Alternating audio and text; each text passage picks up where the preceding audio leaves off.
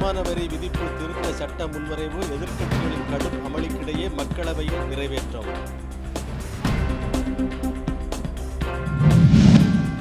பாலாற்றில் நீர் மாசுபாட்டை தடுக்க எடுத்த நடவடிக்கைகள் என்ன?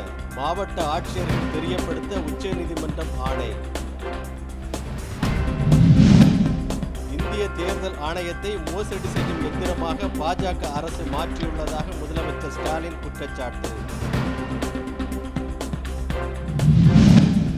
சென்னையில் முதற்கட்டமாக 55 தாழ்தள குளிர்சாதன மின்சார பேருந்துகள் பொதுமக்கள் பயன்பாட்டிற்காக அறிமுகம். புத்தகத்தை பார்த்து தேர்வெழுதும் முறைக்கு நடுவண் கல்வி வாரியம் ஒப்புதல். மாணவர்களின் அறிவு வளருமா என அமைச்சர் அன்பில் மகேஷ் கேள்வி. வாணியம்பாடி அருகே வீடுகளை மழை நீர் சூழ்ந்ததால் பொதுமக்கள் அவதி.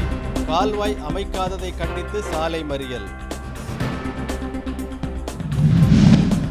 தென்காசி மாவட்டம் தலைவன்கோட்டையில் கைபேசி கோபுரம் அமைக்க எதிர்ப்பு தெரிவித்து ஆட்சியரிடம் கிராம மக்கள் மனு. தஞ்சை தமிழ் பல்கலைக்கழகத்தில் நடைபெற்ற கருத்தரங்கில் சிறுதானிய உணவுகளை தயாரித்து மாணவர்கள் அசத்தல். கும்பகோணத்தில் கழிவுநீர் கலந்த குடிநீரால் 12 குழந்தைகள் உட்பட 20க்கும் மேற்பட்டோர் மஞ்சள் காமாலையால் பாதிப்பு. சிவகங்கை மாவட்டம் மேலங்குடியில் விறுவிறுப்பாக நடைபெற்ற வடமாடு மஞ்சு விரட்டு.